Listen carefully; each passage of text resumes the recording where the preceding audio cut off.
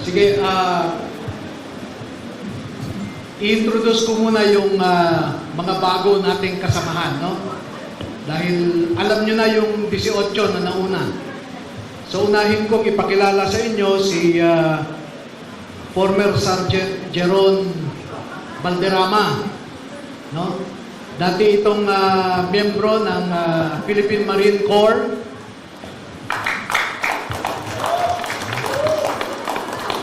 Ito ay honorably discharged. Ha?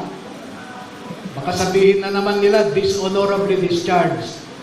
Honorably discharged po ito dahil nagkasakit siya.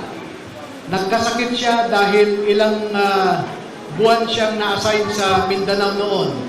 Sa Tipo-Tipo, sa Albarca, hanggang sa Maluso, sa Lantawan, no?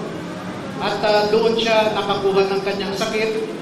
Inilipad siya sa Viluna at pagkatapos noon ay pinayuhan siya ng kanyang opisyal na pwede siyang magpa-discharge na lang honorably. At pakinggan po natin ang konting kwento muna niya kasi kakarating lang niya sa Manila kagabi. No? Kakarating lang niya sa Manila kagabi. Hindi pa kami nagkwentuhan ng gusto, pero fresh from him ay magkwento siya kung ano yung kanyang naranasan noong empleyado siya ni Zaldico. So, Jeron? Magandang po sa inyong lahat, mga kabayan, may Pilipino. Ako po si Jeron Gaperia Valderrama. Bali po, tama po siya Tony na gagaling po lang namin sa palikadating lang po natin dito sa Manila, galing po ng mga probinsya. Year 2009 po, bali pumasok ako sa Philippine Marine Corps hanggang 2011 po. At doon naman po kay former Congressman Zaldico, kay Boss ASC, nakapasok po ako doon ng July 22, 2024 hanggang end of December 2025. Sa loob po ng isang taon at 6 na buwan, ang mga narasan po na mga pag-deliver ng mga mali-malita na sinasabi ng aking mga kasamahan. Unang-una po kay former speaker, dyan po sa 14 Nara Street, South Forbes Park po. Bali po, 2 beses po ko dyan nakapag-deliver. Yung una po, bali 3 po kami sasakyan. Ako po yung security doon sa lead car na driver po noon, si Henry Bopina. Then nakasakay po sa akin yung 2 A na sinasabi ng aking mga kasama na sila dyan po sa Estrada at Martiksay. 3 po kami noon. Ang nilalaman po noon is nasa 30 na maletas na ang mostly po karamihan doon ay for large amount po. Then yung sumunod po doon sa nasabi kong lugar, kami lang po ni Martiksay and then si Ranjit Paga, yung driver ko po noon. Bali, ang delivery po namin doon sa 14 na street, hindi po bababa sa 7 na mix na po yun. May small, medium, and large.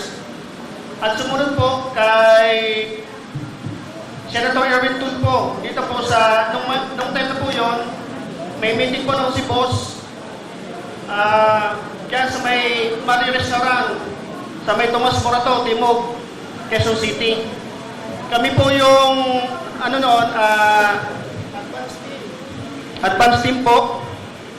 At meron pong meeting sila doon. Nung dumating na po, sina Senator Erwin at si Boss, sila po yung unang pumasok doon sa pintuan ng restaurant. Papasok doon sa loob, then Yung dalawa pong sasakyan na parehas elite na white van, mabilis lang po yung transaction na paglilipat ng dalawang medium size na maleta.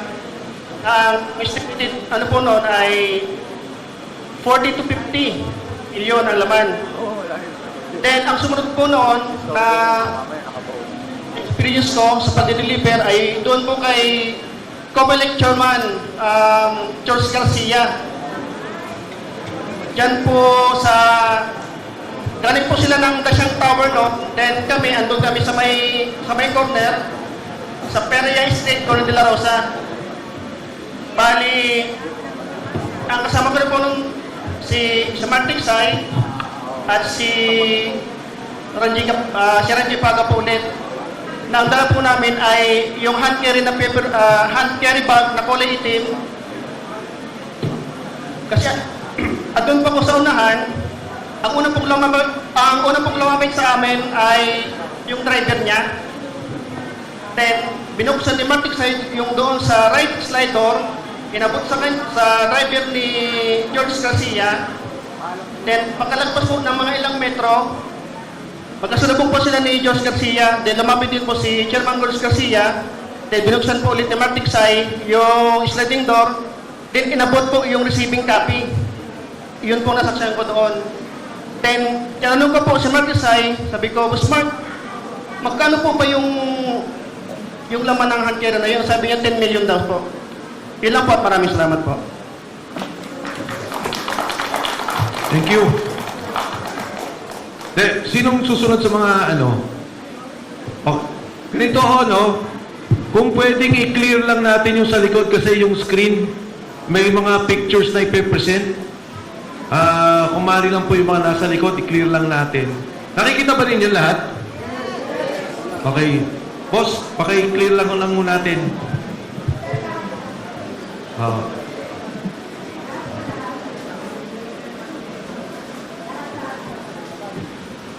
Clear lang natin, ha? So, sige. Sino mo sa susunod? Sige, si Wops. Wops, ikaw? Kahit yung initial lang. Hindi, yung kwento mo. Experience mo. Ito na yung mga individual na more or less affidavit nila. Si Waupan ay kararating lang din po niya kaninang umaga. Ay, di, kagabi. Kasi umuwi po siya sa Jensan dahil naapektuhan ang kanyang pamilya sa dumaan na lindol. Pati rin po si Dado. Oh. Umuwi po sila sa Mindanao noong immediately after the earthquake dahil umiiyak yung kanilang mga anak. Siguro affected psychologically. So, dumating po sila kagabi. Hindi ko po natapos yung affidavit nila. No? So, kung ano lang yung natapos ko, base sa una nilang kwento, ay yun ang babasahin siguro niya. Wow.